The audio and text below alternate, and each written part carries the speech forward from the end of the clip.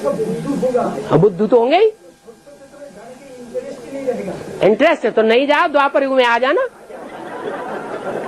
अभी से बुद्धि में बात बैठी हुई है तो कुछ न कुछ नीचे उतरना हो जाएगा।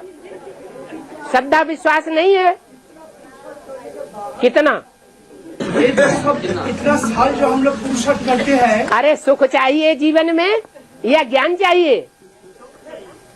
आत्मा क्या चाहती है? आत्मा की इच्छा क्या है? सुख शांति की इच्छा है या ज्ञानी बनने की इच्छा है? हम तो पढ़ाई पढ़ाएंगे। बैठो, मैं संदली पे बैठता हूँ।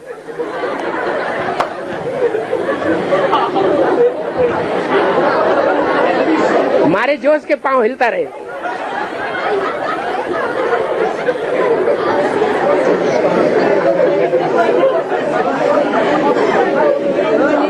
हेलो शांत, क्या चाहिए? देखो बुरा नहीं मानना, मुरली माया फैमिलियरिटी में रहते हैं। फैमिली है ना तो हंसी कुड़ी चलती रहती है। हाँ क्या बात है? संगम युग में तो संगम युग में 16 क्लास होता है। हाँ? और शुद्ध त्रेता युग में 16 तो होता है ना? 16 कला तो होता है। हाँ? तो 16 कला को जो भी हम लोग बुद्धू कहते हैं, कोई मिसअंडरस्टैंडिंग में चला जाता है। जो 16 कला जो होता है वो तो 16 कला आत्मा तो संपूर्ण बनते हैं ना सतयुग में। 16 कला का मतलब है संपूर्ण सुख की प्रारब्ध है तो 16 कला।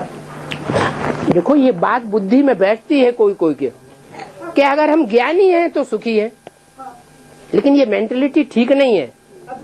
मेंटलिटी ये है हम ज्ञानी बने न बने, दूसरों को हम ज्ञानी दिखाई पड़े न बने, लेकिन हम सुखी रहें और दूसरे भी सुखी रहें, ये मेंटलिटी होनी चाहिए।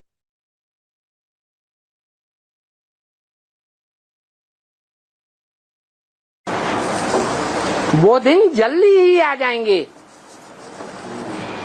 जबकि कभी भी कोई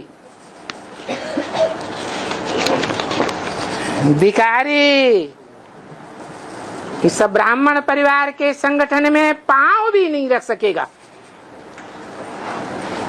क्या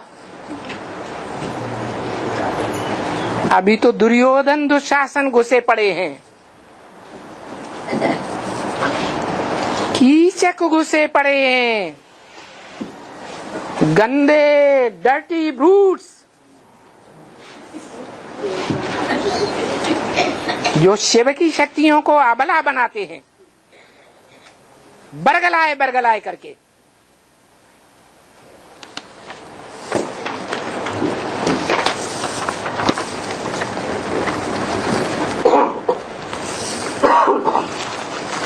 तो पक्का समझो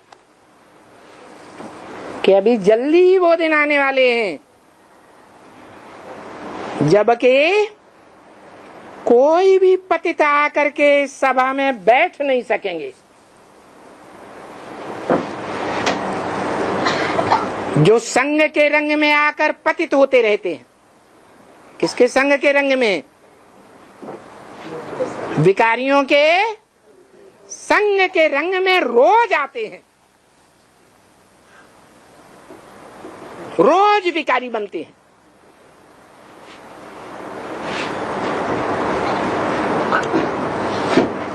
उन विकारियों को ये संग में नहीं रहना है। अगर उनके साथ बैठ करके रह करके दिन का 24 घंटे का लंबे समय का टाइम बिताएंगे और 1-2 घंटे के लिए सत्य बाप का सत्संग करेंगे तो ज्यादा संग किसका लगेगा? है विकारियों का संग लगेगा। ऐसे जो विकारी बनकर के यहाँ बाप की सभा में बैठे हुए हैं और अभी तक बैठे रहे हैं, बाबा ने पहले ही बता दिया था, वो इस ब्राह्मणों की सभा में आगे चल करके क्या बैठ सकेंगे? बैठ भी नहीं सकेंगे।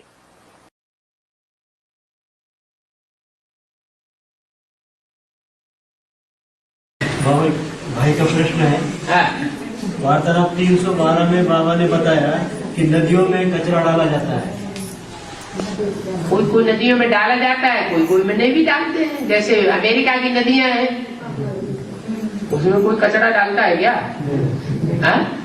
कोई ना। भारत की नदियों में कचरा डाला जाता है। कचरा माने पोता मेल। तो पोता मेल तो हम बाबा को देते हैं। बाबा को देते हैं, लेकिन बच्चे हो गए हजारों लाखों की तादाद में। तो बाबा अपने सहयोगी बच्चों को तैयार करेगा या अकेले सारा कार्य कर लेगा? जो सहयोगी बच्चे हैं वो बच्चे वही होंगे जो अपने अंदर समा के रखे, अपना पूता मेल पहले बाबा को देने वाले हो। अपना दिल बाबा को नहीं दिया होगा तो बाबा उनको अपना दिल क्यों देगा?